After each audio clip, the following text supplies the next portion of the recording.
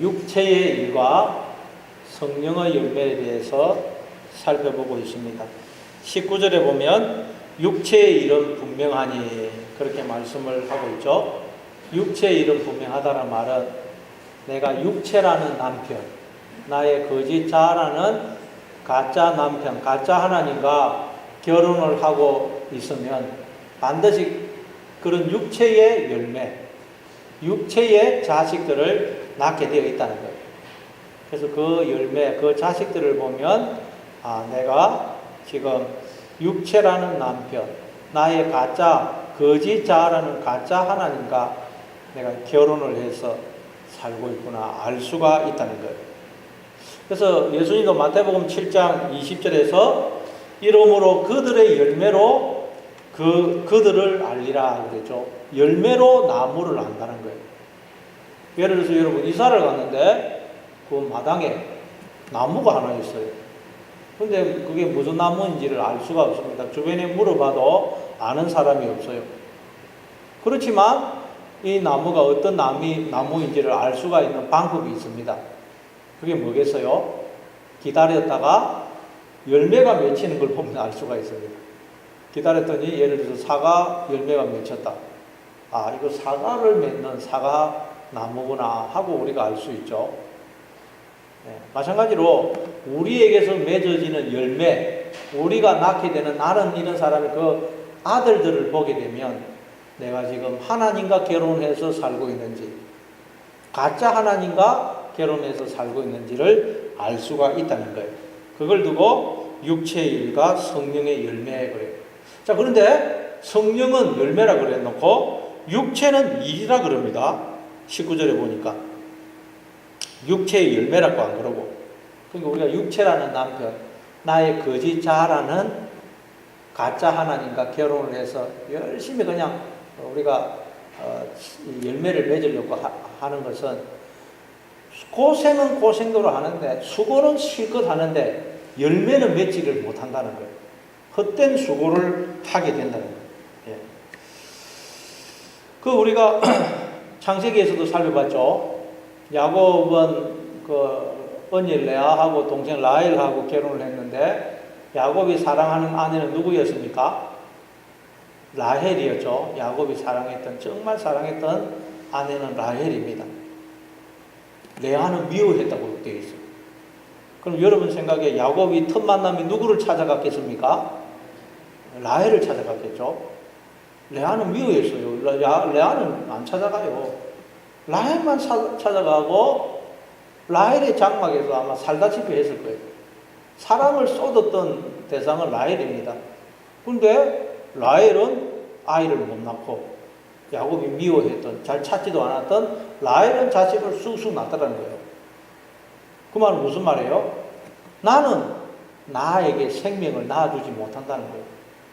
나만큼 나를 사랑하는 사람이 누가 있어요? 나만큼 나를 사랑하고 이해하고 그냥 나를 갈고 닦고 하는 사람이 누가 있어요? 근데 나는 아무리 나를 갈고 닦고 내가 나에게 생명을 주려고 해도 나는 나에게 생명을 주지 못한다는 거예요. 나라는 가짜 남편은 나에게 생명을 주지 못한다는 거예요. 헛된 수고를 하는 헛된. 그래서 예수님이 수고하고 무거운 짐진 자들아 다 내게로 오라. 내가 너희를 쉬게 하리라. 예수님 우리 안에 성령으로 진짜 남편으로 오셔서 우리로 하여금 진짜 열매, 아들을 낳게 해 주시겠다는 거예요. 그렇게 해서 맺게 되는 열매가 바로 성령의 열매, 성령의 열매. 자, 그럼 우리가 성령의 열매, 하나님과 결혼을 해서 살게 되면 낳게 되는 아들들, 맺게 되는 열매들은 어떤 것인지 한번 살펴보겠습니다. 우리 22절, 23절 한번 읽어보겠습니다. 22절, 23절 같이 읽습니다. 시작. 오직 성령의 열매는 사랑과 희락과 화평과 오래 참음과 자비와 양성과 충성과 온유와 절제니 이 같은 것을 금지할 법이 없느니라. 네. 성령의 열매. 성령의 열매는 뭐겠어요? 성령의 열매. 성령이 우리를 통해서 맺으시는 열매. 성령의 열매란 성령이 우리를 통해서 맺으시는 열매. 여러분 나무가 근데 나무도 가지가 열매를 맺는 건 아니죠. 나무가 열매를 맺을 때 그 가지 끝에 매다는 거예요. 우리가 열매를 맺는 거예요. 하나님이 열매를 만드시되 우리를 통해서 이렇게 그 열매가 드러나게 하시는 거예요. 성령의 열매란 성령이 우리를 통해서 맺으시는 열매. 즉 우리가 하나님과 하나가 되면 맺게 되는 열매. 그게 성령의 열매입니다. 자, 성령의 열매 첫 번째는 뭡니까? 사랑이죠. 사랑. 사람도 적고 막 잠이 오시는 거 아무 반응이 없네요. 자, 성령의 열매 첫 번째는 뭐라고요? 사랑. 요한일서 4장 7절에 보니까 하나님은 무엇이라고 그러죠? 사랑이시라 그러죠. 그러니까 그 하나님과 우리가 하나가 되면 우리에게도 사랑의 열매를 맺게 되는 거예요. 하나님이 사랑이시거든요. 사실 여러분, 이 세상에 존재하는 모든 사랑은 하나님에게서 흘러나오는 거예요. 예수 안 믿는 사람들도 다 사랑을 하죠. 부모가 자식을 얼마나 사랑해요. 예수 안 믿는 사람도. 부모가 자식을 사랑하고 또 연인이 서로 사랑하고 친구의 우정, 형제의 사랑, 그 모든 사랑은 하나님에게서 흘러나오는 거예요. 그래서 예수 안 믿는 사람도 사랑을 하면서 살아요. 근데 예수 안 믿는 사람은 자기에게서 나오는 그 사랑이 하나님에게서 흘러온 것이라는 걸 모르는 것입니다. 근데 우리 예수 믿는 사람은 그걸 아는 거예요. 아, 나에게는 사랑이 없는데 하나님께서 사랑을 부어주심으로 나에게서 조금씩 이렇게 사랑이 나오는 것이구나. 하나님이 나를 사랑해 주셔야, 사랑을 부어주셔야 그 사랑으로 내가 사랑을 할 수가 있는 것이구나. 우리 예수 믿는 사람은 그걸 깨달아가는 거예요. 여러분, 그래서 우리 인생을 통해서 하나님의 그 사랑을 깨달아가야 돼요. 하나님의 그 사랑, 우리를 향하신 하나님의 그 사랑이 어디에서 가장 분명하게 드러났습니까? 하나님이 우리를 향한 그 사랑을 무엇을 통해서? 그렇죠. 십자가죠. 십자가. 그래서 로마서 5장 8절에 보니까 우리가 아직 죄인 되었을 때에 그리스도께서 우리를 위하여 죽으심으로 하나님께서 우리에 대한 자기의 사랑, 하나님의 사랑을 확정하셨다는 거죠. 다시 말해 십자가는 하나님이 독생자를 주시기까지, 그 말은 자기의 전부를 주기까지, 당신의 모든 것을 주시기까지 우리를 사랑하고 계시다는 거예요. 하나님이. 그걸 우리에게 증언을 하셔서. 그런데 우리가 그걸 모르고 있는 거예요. 인생을 통해서 그걸 깨달아가는 거예요. 마태복음 22장에 보니까 예수님에 하면 하나님은 목숨을 다하고 마음을 다하고 뜻을 다하여 우리를 사랑하고 계세요. 내 이웃을 내 자신같이 사랑하라 그랬죠. 하나님은 우리를 하나님 자신같이 사랑하고 계시다는 거예요. 하나님 자신처럼 우리를 사랑하고 계세요. 그리고 고린도전서 13장에 보면 사랑에 대해서 쭉 나오죠. 사랑 대신 하나님이라는 말을 넣으면 된다고 그랬어요. 하나님은 사랑이시기 때문에. 그래서 한번 넣어보면 하나님은 오래 참으시고, 하나님은 온유하시고, 하나님은 시기하지 않으시고, 하나님은 자랑하지 않으시고, 하나님은 교만하지 않으시고, 하나님은 무례히 행하지 않으시고, 하나님은 자기 유익을 구하지 않으시고, 하나님은 성내지 않으시고, 하나님은 악한 것을 생각지 않으시며, 하나님은 불의를 기뻐하지 않으시고, 하나님은 진리와 함께 기뻐하시고, 하나님은 모든 것을 참으시며, 하나님은 모든 것을 믿으시며, 하나님은 모든 것을 바라시며, 하나님은 모든 것을 견디시는 사랑을 우리에게 하고 계시다는 거예요. 이런 사랑을 우리에게 하고 계세요. 이런 사랑을 우리가 받고 있어요. 하나님으로부터. 그런데 우리가 그걸 잘 알지를 못하죠. 근데 이제 우리 성도는 인생을 통해서 그 하나님의 사랑을 알아가는 거예요. 이야, 정말 내가 하나님으로부터 청량할 수 없는, 에베소에 보면 하나님의 그 길이와 높이와 깊이와 높이를 청량을 해봐라 그랬죠. 우리 인생을 또 청량을 해봐야 돼요. 청량을 해보니까 청량을 할 수가 없더라는 거예요. 끝이 없어요. 하나님의 사랑은.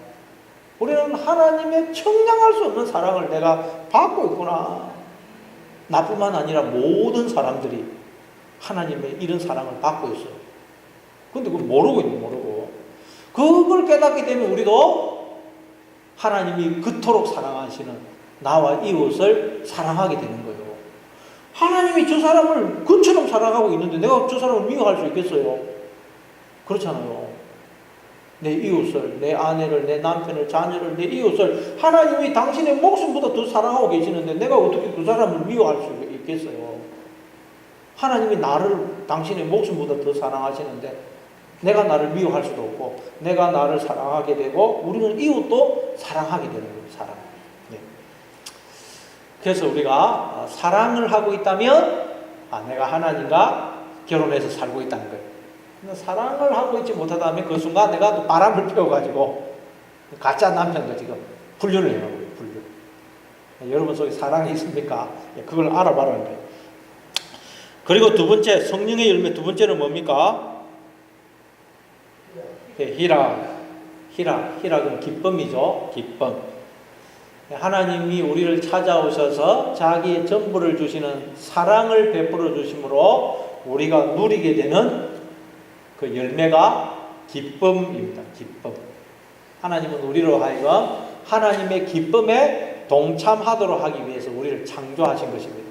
그래서 마태복음 25장에 보면 주인이 5달란트, 2달란트 받은 종들에게 착하고 충성된 종아, 내 주인의 즐거움에 참여할지어다 그러죠. 즐거움이나 기쁨이나 카라 같은 단어입니다. 카라, 기쁨, 즐거움. 예.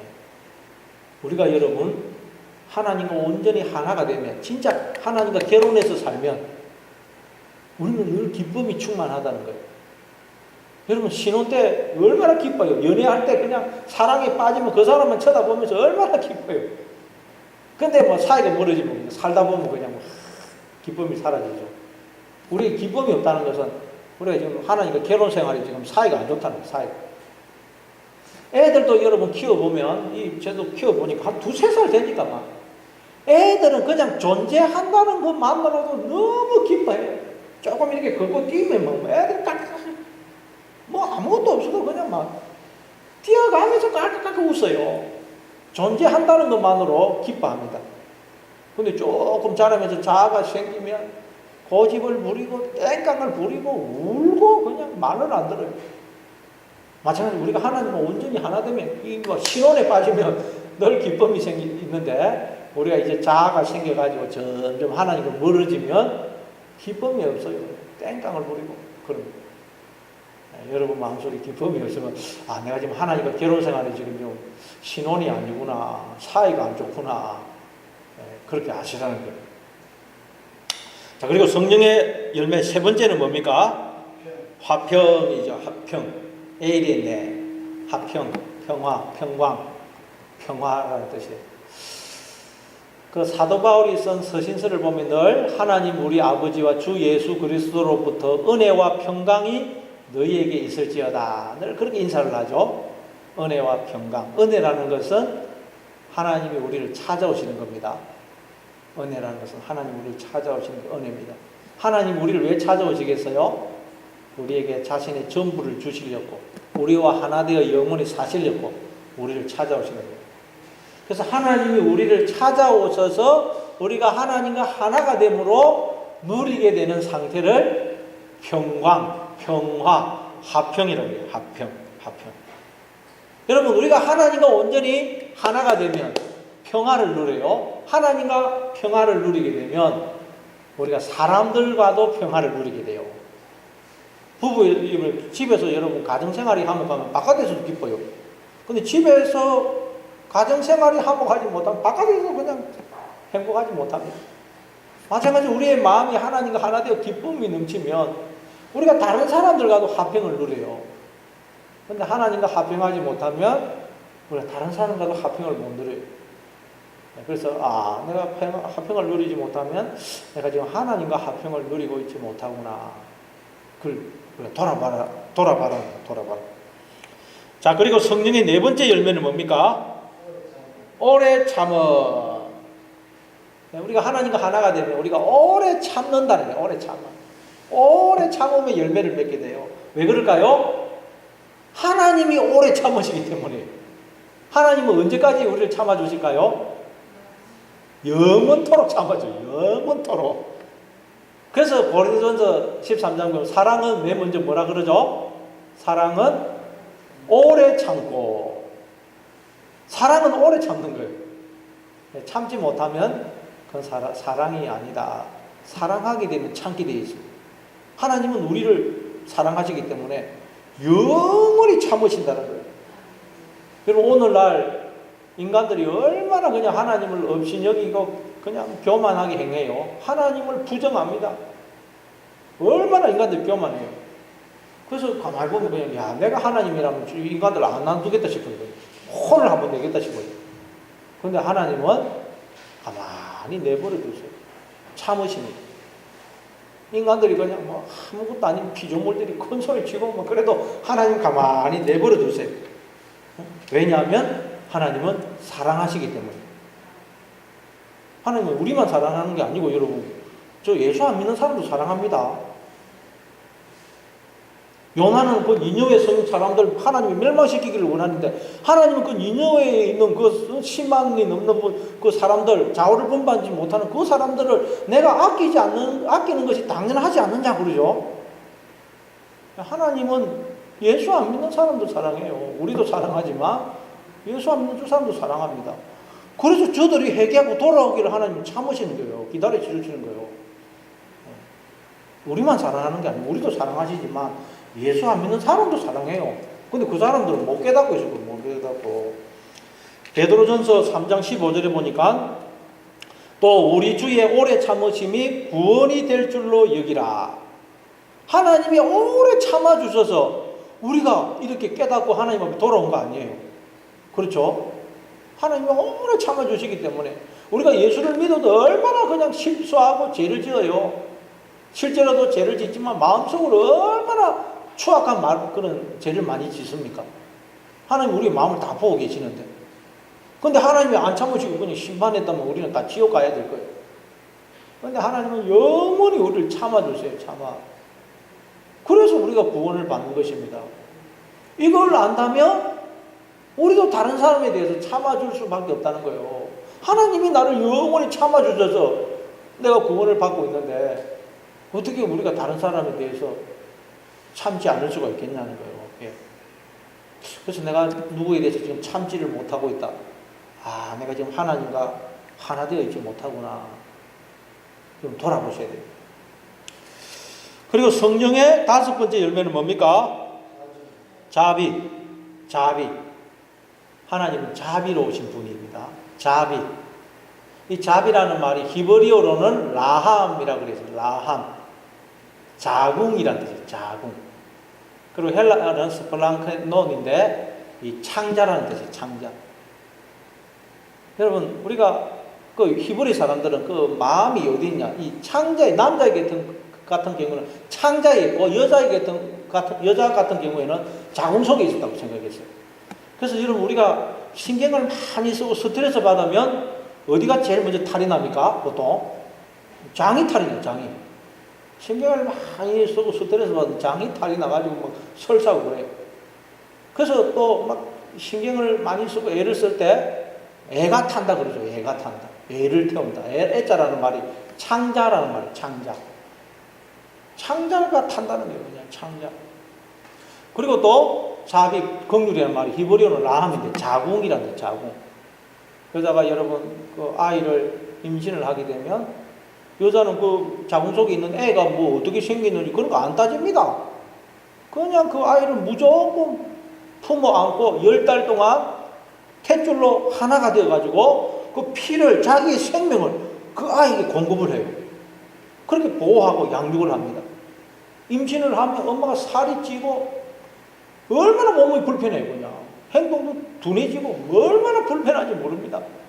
그리고 또 엄마는 임신을 하면 자기가 좋아하던 음식을 안 먹습니다. 애가 원하는 음식을 먹어요. 그게 입덧 아닙니까? 그런데도 아이를 엄마는 품에 안고 행복해하죠. 애는 저조 안 합니다. 그렇잖아요. 우리 하나님이 그러시다. 우리 하나님이 우리를 그 사람이 누군지 안 따지고 그 뭐 외모를 안 따지고 무조건 모든 인간들을 하나님 우리를 품에 안으시고 당신의 생명을 공급해 주시고 우리 때문에 하나님은 영원히 불평과 고통을 감수하신다는 거예요. 그러면서 행복해 하신다. 행복해. 이게 여러분 자비입니다. 긍휼. 하나님은 무조건 우리를 품어 안으시고 우리를 사랑해 주신 그게 자비예요. 근데 우리가 그 사랑을 지금 받고 있어요. 이걸 안다면 우리도 다른 사람을 불쌍히 여기는, 무조건 품어주는 그런 마음을 품게 되어 있는 것입니다. 그 사람을 품어주지 못하고 있다. 아, 내가 하나님과 지금 하나가 되고 있지 못하구나. 그렇게 깨달은 것입니다. 자, 그리고 성령의 여섯 번째 열매는 뭐죠? 양선. 양선이라는 아가토신인데 선이라는 뜻이에요. 선. 내가 무슨 선한 일을 해야 영생을 얻을 수 있겠습니까? 마태복음 19장 보면 한 랍비가 예수님께 와서 그 말을 하죠. 내가 무슨 선한 일을 해야 영생을 얻을 수 있겠습니까? 그러니까 예수님이 오직 선한 이는 한 분이신데 왜 네가 나에게 선한 일을 묻느냐 그래요. 선한 이는 한 분이라는 거예요. 그 선한 이는 누구겠어요? 하나님. 그러면 네가 어떤 선이 되기 위해서는 선이신 하나님과 연합이 돼야지 네가 어떤 일을 해가지고 선이 될 수는 없어. 그 말이에요. 자, 그러니까 여러분 이 양선이라는 말은 하나님이 선이시거든요. 이 선이라는 뜻입니다. 그러니까 하나님이 선이시기 때문에 이 우리가 양선이라는 열매를 맺는다는 말은 우리가 하나님을 닮은 모습이 된다는 거예요. 하나님을 닮은 모습. 하나님을 닮은 모습. 그게 양선이에요. 양선. 하나님을 닮은 모습. 우리가 하나님의 자녀니까 하나님을 닮아야 되겠죠. 부부도 늘 같이 살면 닮지 않습니까? 우리는 하나님을 닮아야 돼요. 그러니까 나에게 속한 건 안 나오고 하나님께 속한 것이 나에게서 나오도록 자꾸 애를 써야 됩니다. 우리는. 그렇죠. 예. 자, 그리고 성령의 일곱 번째 열매는 뭡니까? 충성. 예, 충성은 이게 번역이 정확하게 안 됐습니다. 피스티스인데 믿음이에요. 믿음. 예, 피스티스, 믿음. 믿음이라는 피스티스는 설득하다, 확신을 가지게 하다라는 페이토라는 동사에서 나왔다 그랬어요. 그러니까 믿음은 뭐냐? 하나님은 우리를 인생 내내 설득을 하세요. 계속 설득을 하십니다. 그래서 하나님에 의해서 설득이 된 상태. 아, 그렇구나. 하나님은 늘 나와 함께 하시고 나를 복을 주시고 지키시고 인도하시는 그런 분이구나. 하나님은 나를 이처럼 사랑하시구나. 우리가 설득이 된 상태. 그게 뭐라고요? 믿음. 네. 믿음이 피스티스인데 설득하다라는 베이토에서라는 동사에 나왔거든요. 하나님이 인생을 통해서 계속 우리를 설득을 하는 거예요. 그래서 아, 맞네요 라고 하나님께 설득이 된 상태가 믿음이다. 믿음. 우리가 하나님과 결혼해서 살면 하나님한테 설득이 돼요. 아, 정말 맞네요 하나님. 그게 믿음이에요. 믿음. 자, 그리고 성령의 여덟 번째 열매는 뭡니까? 온유. 팔복에도 보면 온유한 자는 복이 나니 무슨 복을 받는다 그래요? 저희가 땅을 기업으로 받을 것이며, 땅 하나님 나라를 기업으로 받는다는 말이에요. 마태복음 11장 28절 29절에도 예수님이 수고하고 무거운 짐진 자들아 다 내게로 오라. 내가 너희를 쉬게 하리라. 나는 마음이 뭐라고요? 온유하고 겸손하니 나의 멍에를 메고 배우라. 그리하면 너희 마음의 힘을 얻으리니. 여러분, 예수님은 마음이 온유하고 겸손하기 때문에 우리가 똑같은 육체를 입고 고달픈 인생을 살았지만 마음에 힘이 있었다는 거예요. 그러니까 우리가 마음의 힘을 누리지 못하는 것은 딴 게 아니고 마음이 온유하지 못하고 겸손하지 못하기 때문이에요. 예수님도 여러분 우리보다 더 고달픈 인생을 살았습니다. 십자가에 매달려 죽는 그 얼마나 고통스러워요.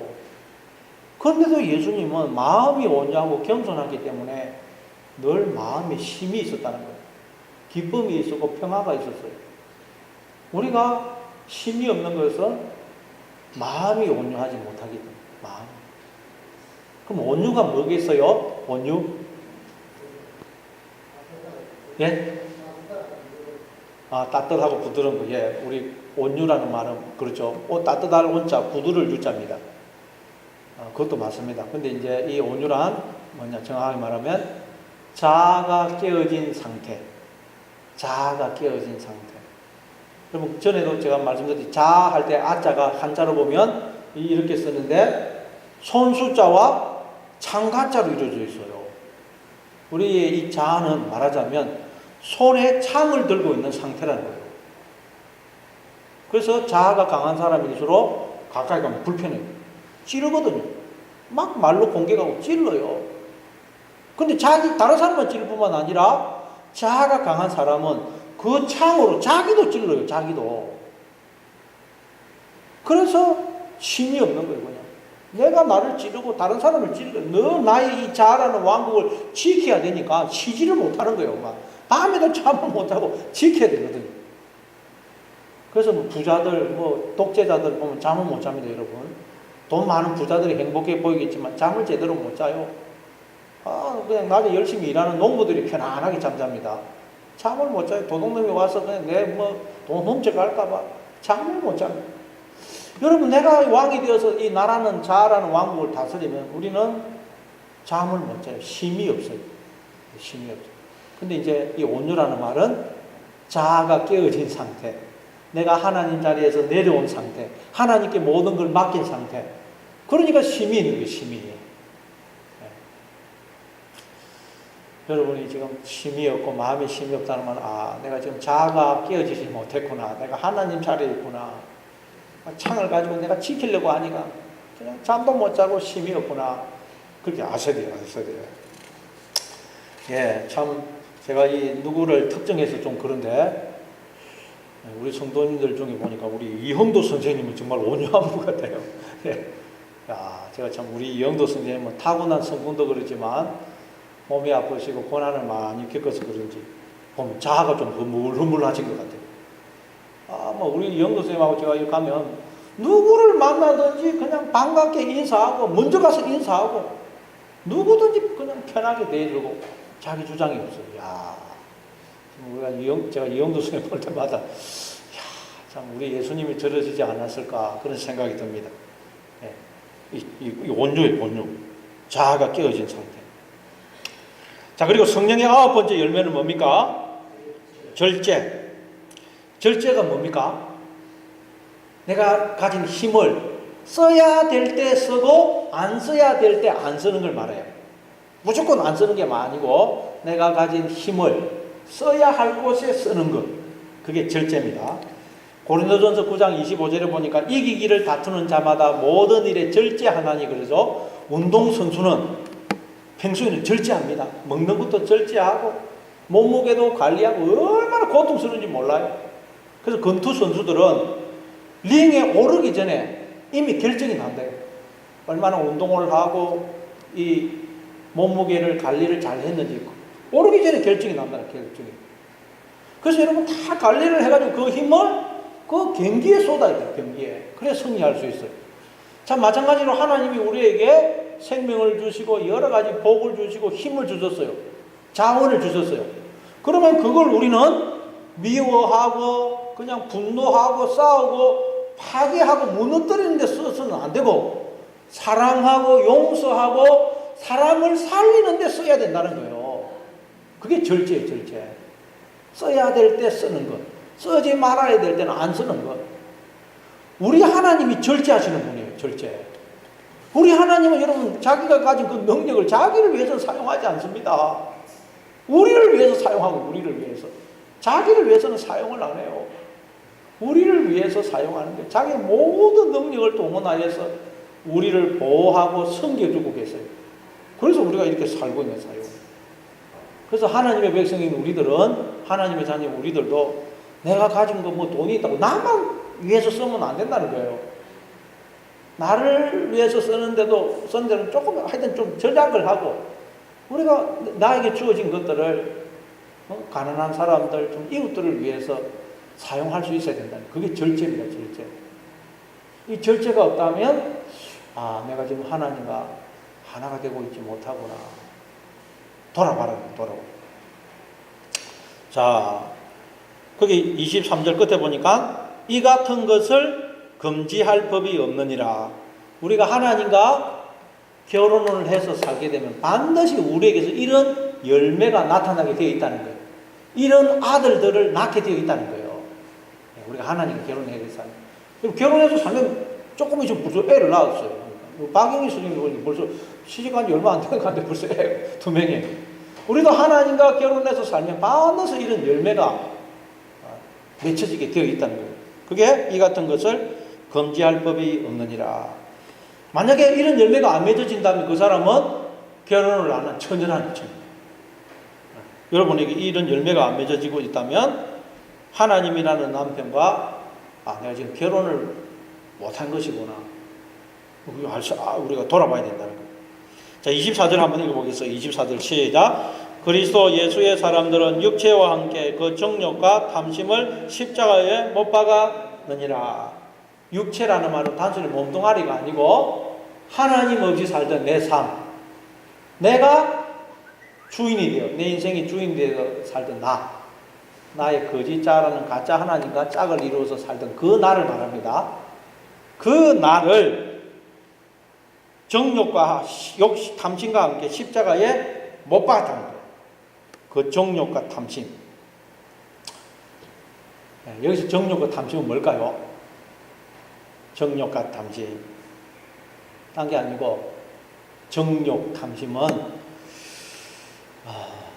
나의 거짓 자라는 그 가짜 남편, 그게 나죠. 나를 사랑하고 흠모하는 그 정욕과 탐심을 말해요. 하나님께서 하와에게 벌을 내리시는데 너는 남편을 사모할 것이지만 남편은 너를 다스릴 것이라 그러죠. 네가 남편을 사모할 것이지만 남편은 너를 다스릴 거라 그래요. 그 말은 물론 여자들은 남편을 사모하는데 남편이 말을 안 듣고 그런 의미도 있지만 모든 성경의 내용은 나 개인한테 다 적용이 되는 말씀입니다. 그러니까 우리는 나라는 가짜 남편, 즉 나를 흠모한다는 거야. 내가 나에게 생명을 주어서 나 스스로 하나님처럼 될 수 있다고 내가 나를 흠모하고 그렇게 하는데 그걸 우리는 십자가에 못을 박았다는 거예요. 자, 여러분, 아담과 하와도 뱀으로부터 선악과 따먹으면 안 죽는다. 선악과 따먹으면 눈이 밝아져서 선악을 아는 일이 하나님처럼 될 거야. 그 말을 듣고 선악을 알게 하는 나무 열매를 보니까 어떻게 보였다 그럽니까? 먹음직하고 보암직하고 지혜롭게 할 만큼 탐스럽게 보였다 그러죠. 진짜 그걸 먹으면 그게 나한테 생명을 주고 나를 하나님처럼 되게 해줄 것처럼 보이더라는 거예요. 그래서 그걸 따먹은 거예요. 근데 그 선악을 알게 하는 나무가 무엇을 가리킨다 그랬죠? 우리가 선악을 알게 하는 나무예요. 그래서 우리가 내가 나를 갈고 닦아서 나에게 나오는 그 열매를 바라보면서 마치 내가 나에게 생명을 줄 수 있는 것처럼 착각을 해요. 내가 나를 갈고 닦아서 열매를 맺고 그걸 먹으면 내가 스스로 하나님처럼 될 수 있을 것처럼 내가 나를 흠모합니다.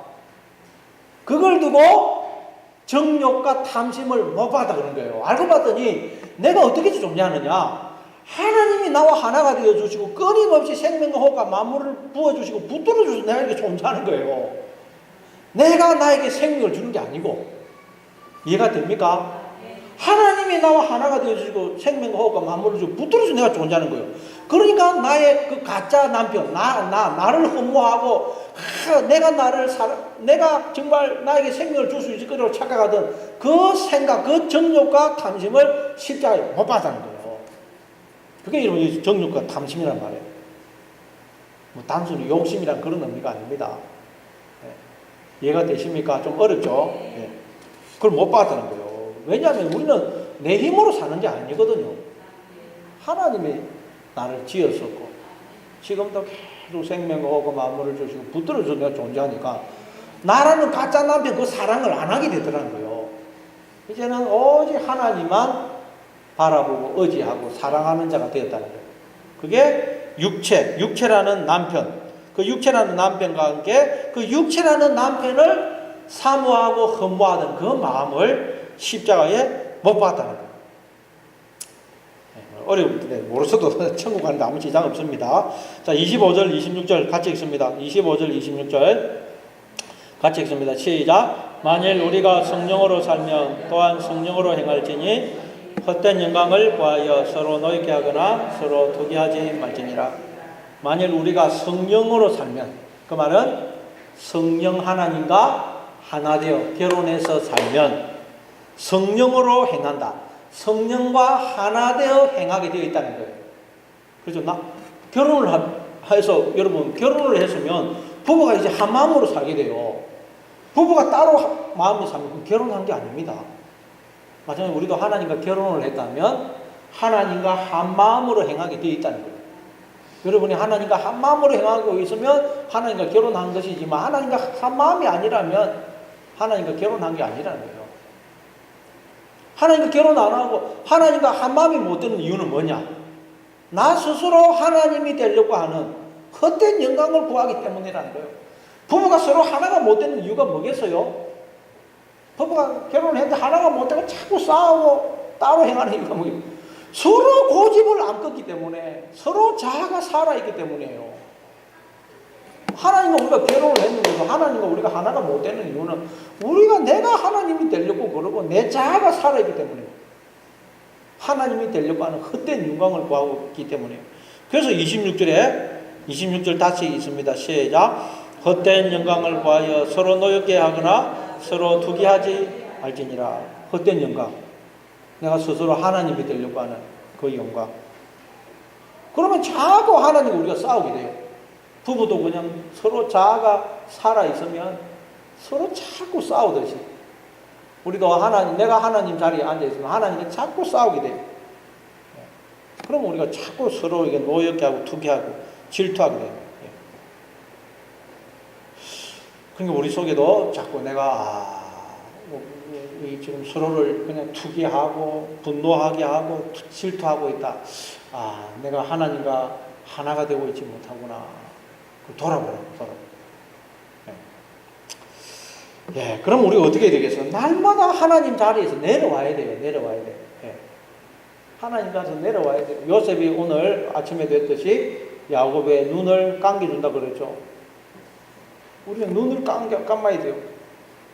결혼하기 전에는 두 눈을 뜨라 그러죠. 아니, 결혼하기 전에는 두 눈을 크게 뜨고 결혼하면 어떻게 하라 그래요? 한쪽 눈을 감아라 그러죠. 근데 사람들은 결혼할 때는 한쪽 눈 감았다가 결혼하고 나면 두 눈을 번쩍 떠요. 그러니까 상대방이 허물이 자꾸 보여요.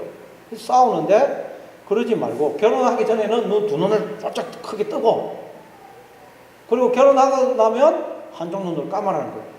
근데 우리 예수님 믿는 사람은 어떻게 된다고요? 두 쪽 눈 다 감아라는 거예요. 두 쪽 눈 다.